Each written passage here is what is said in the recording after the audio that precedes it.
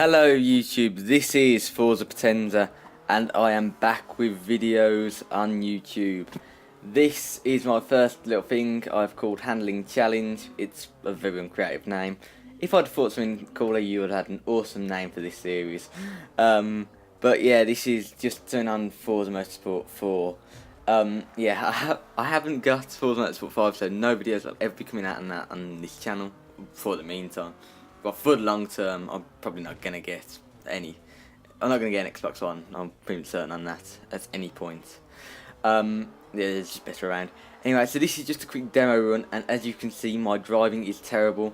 Like this is just. I'm going to do a little circuit around Benchmark Test Track. I haven't explained it very well. But yes, I'll be doing this around Benchmark Test Track in different cars. And that will be fully tuned. I'm doing it fully tuned only, or no tunes at all. Just for it's easier that than having to go through a list of upgrades that I've put into a car to get a good time, and also it's far too tedious. I'd rather just slam some parts in, have it on standard setup, and see how I go. So as you are watching now, this is just a quick run around lap. I'm sorry I'm not really keeping up with it. Yeah, I've hit a cone. I've had about 3 or 4 collisions in this. I know I'm a bad driver, and this is in a D-Class MX-5. I wanted a modern sports car that I quite like, or just a modern car that I quite like for this. The reason for that being is it's just a quick demo run. It doesn't have to be anything special, it's just to show you around the track. It's not at high speed, but the funny thing is, it is probably going to be one of my fastest times around here, because a lot of the time I will get frustrated and not complete a lap. I wonder if that's the case. I just get the feeling I'm not going to last the whole run on this, because it's extremely difficult, as you will see in some of the cars. But I've been practicing on this bit for a long time. But now this bit, now towards the end, you have to do a whole lap to get a good time, or to get down the timing thing. I could time it myself, but I want to be more reliable, so I'm using the game's timing system, because I trust that more than myself with a stopwatch and playing the game. It is extremely awkward to do something like that. And the only time I will actually record a time, using my software, is if I ever upgrade, which I probably won't for a while. So it's this last bit is just the only way to get time. Also, it's a good thing for the speed. Also, it tests understeer quite well. I found that it's a really good test for understeer of a vehicle. So anyway, so that's the first run done. Now just a little demo run. Now here we are moving on to the first car, which is a Ford Fiesta. I have fully tuned this, and as you will see, the first big problem I have with the Ford Fiesta on here is its incredible power of the steering. It like the brakes, because I haven't put the rear wing on, and because it technically puts it down to lower rating. I'm really regretting that. Yeah, it's instance like that. As soon as you lose control, you have no control. That was my first run, by the way. Yeah, there's a lot of outtakes on this, and I think half the video ends up being outtakes for this video, spoilers. But yeah, it's just little collisions like that, and it is very tail happy. Any sort of steering at a certain speed, and it will get its tail out. And when you're trying to slow it down, that means that the brakes are terrible. I could have adjusted the brake pressures, but as I've said before, it's standard setup. And also, I'm not using the handbrake, or the e-brake, as I believe it's called on Horizon. The reason I'm not using the handbrake is because I'm not very good with the handbrake. So it's just easy if I have a rule with all the cars. As you can see, they're massively overshot. Because of the way this thing drifts and the way it slides out of control, and you really have to fight it, you get massive understeer. And this was a moment of understeer, and I ended up clipping the cone anyway. I did carry on. I was going to leave it there, but there's this bit here. This is me trying to turn into that little tight bit over there in the distance. I end up sliding. It's absolutely impossible to drive at times. Again, this is through the tyres, and yeah, I hit that. I was wondering if I just made it, and then I see the cone go past me. That was pretty fun. This bit now that is on screen is coming into my least favourite places. I had so many issues here, so many very similar incidents, and I've tapped the side there. That is really hard to get right, because it's getting it slow and it's getting steered and all sorts. Yeah, it was a real pain to drive through that. And again on this bit, coming down after the hut. I need names for these corners to make it easier on the commentary. As you can see, like I was counter steering like anything there, or just about made it, and then I slammed into there and damaged the engine. This is again on that part of the run. I think I've crashed at every single obstacle bar one, and even then it was a bit scrappy. Yeah, it's coming down there. I've hit that. Not too bad. It's only 3 second. I'm having it as 3 second penalty for hit, so I meant to say that earlier. But yeah, and then it's like, I get that wrong on there, and then I'll just give in trying to turn for that. And yeah, nice little trip. Parked. That's what I have to say on that one.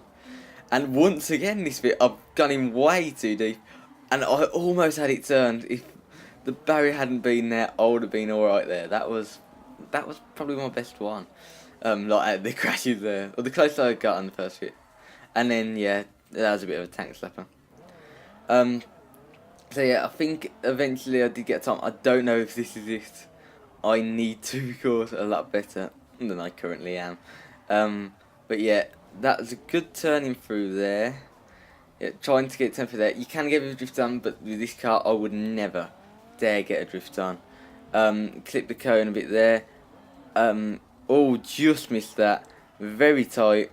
That was probably the best I took that corner in the entirety of my run on there. Nicely through there, like I got quite a bit of understeer at times. And now this run, this is the bit that always catches me out. And I just got it braked in time because I didn't want to risk it. And then I have a bit of contact there. That's a 3 second penalty. And yeah, that's a bit annoying. This is my actual run.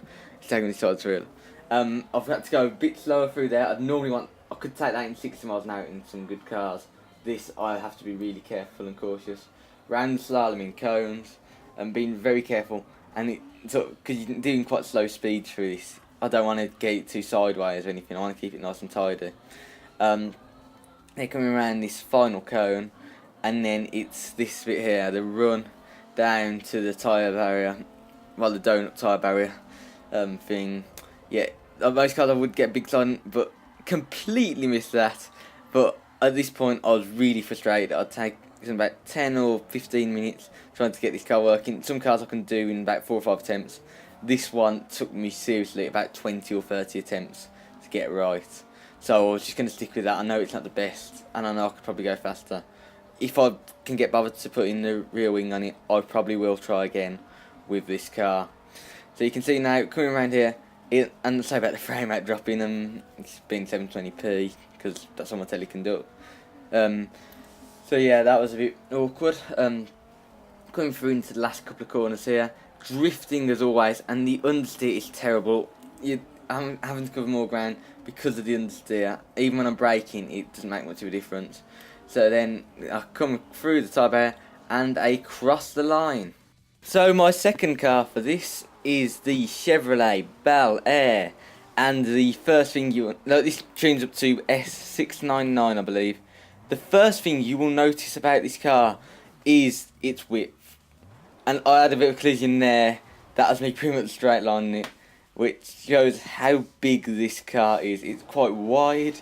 It's not the right size for this sort of thing. And this was because I'd failed on the first bit. I thought I'd just park it up, and just show you that it barely fits through there. I tried to parallel park that in, and I know my driving's terrible, but I've still hit it about 3 or 4 times. That is an extremely wide car. It is you'd expect it to be quite difficult to drive, but like the Ford Fiesta was R3 with a lot of power.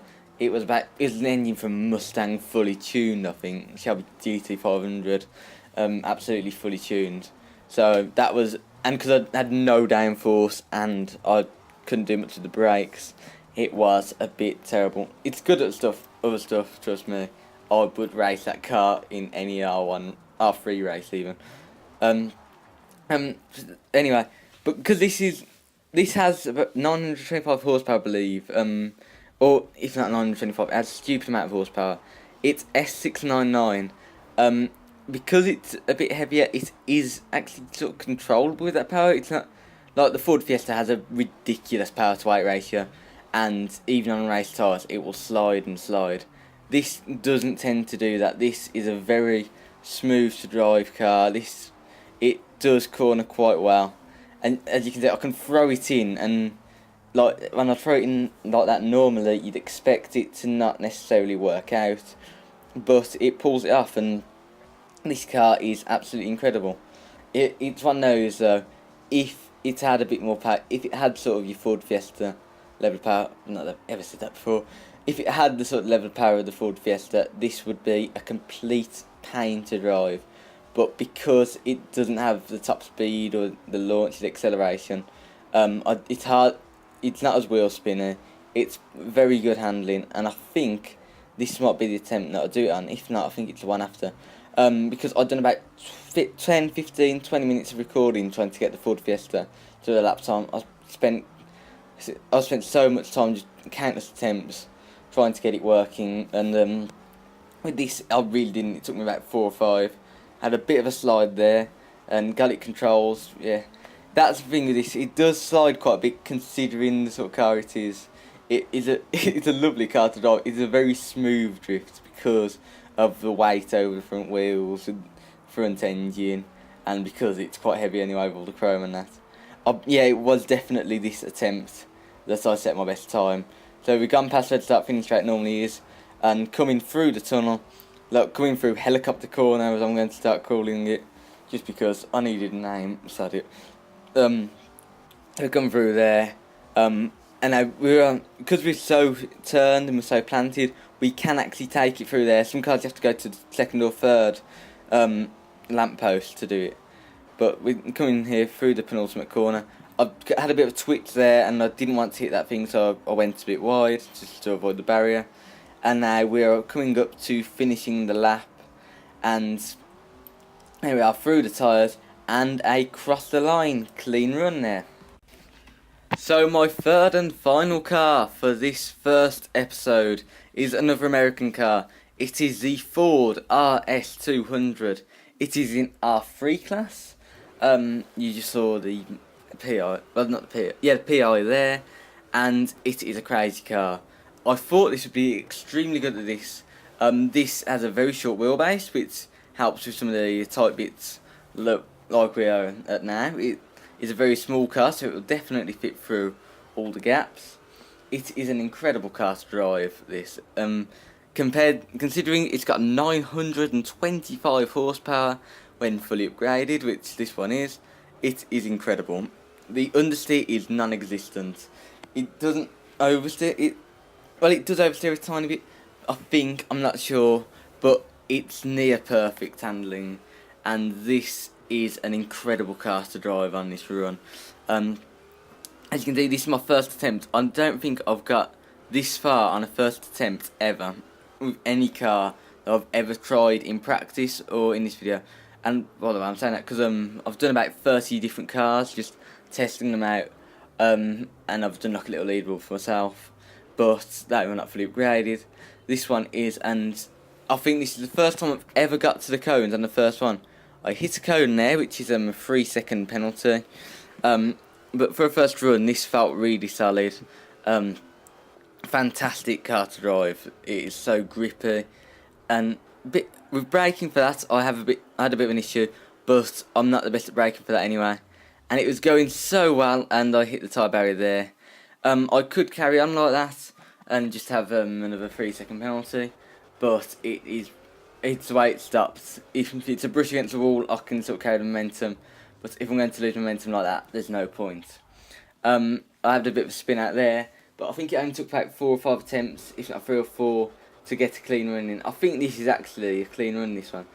So yeah, eventually I did get a clean run in, after not much time at all, really, so I don't know what I'm saying eventually. But here you are, see for the figure of 8 here, very solid through that part. Through the slightly longer part, I put it on a bit of high revving in first gear to get through there, and now we're on the run down towards the tyre barriers, nice and tight there. I can sort of get it onto high revs in first gear and drift it around, nice and smooth. And now we come up to the hut corner, I'm going to call that. Now we come through here. This is the bit where you go sort of a bit AWOL. Get it turned in beautifully there, and I didn't want to carry too much speed through, and I did clip it a bit. It didn't feel like I clipped it on the controller with the controller vibrations, but the little lap invalidation triangle has come up, so I believe that I did hit it. Really unfortunate, that could have been a lot faster. And now onto the cone slalom. Normally I can do this about 15 miles an hour, but in this car I really had the confidence to get up to about 20, 25. This last one I always gave me more speed through. I can just power it out, all the 925 horsepower. This car is fantastic. Back through the hut, and then up to this little tight bit. I always carried too much speed through there, but I can get the drift on the way out. And some cars, I've had it a few seconds slower at this bit. So now it's just the lap around to the flag. And this car is absolutely incredible. As you can see there, no understeer at all. I can get it turned in nice and tight. It's the earliest I've got one turned in on this episode, definitely. And it is a brilliant car. 2 corners left. This part is the easy part. If I mess it up here, then I really need to rethought my driving. But that was close to messing it up. Just as I say that, I forgot about how close I got there. Only just dodged the wall. Coming around, final corner. Try to make sure I don't hit the wall. And I cross the line. So let's have a quick look at the leaderboard from this first episode. The Ford RS200 leads the way with a time of 2:09.619. That includes the 3-second penalty. The Ford Fiesta is second with a time of 2:17.89. And the Chevrolet Bel Air, although it was more controllable than the Fiesta, completed it in 2:22.228. So this has been my first episode of a new series. Thank you so much for watching. This has been Forza Potenza. Bye.